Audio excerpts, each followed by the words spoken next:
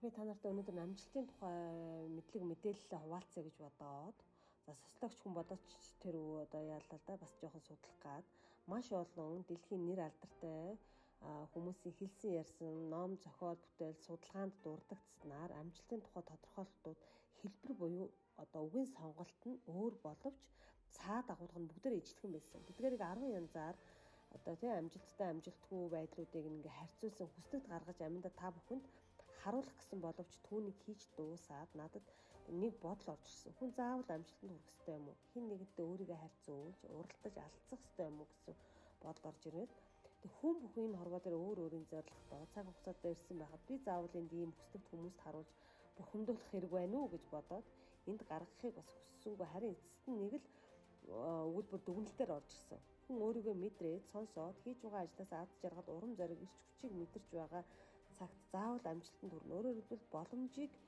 хараад сайхан мэдрэмж төрж байгаа хүн зөв сэтгэлгээтэй хүсэл зорилготойгоор тууштайгаар өдөр бүр хийсээр тухайн хүмүүс заавал амжилттай хүн болно гэж бодогдсон.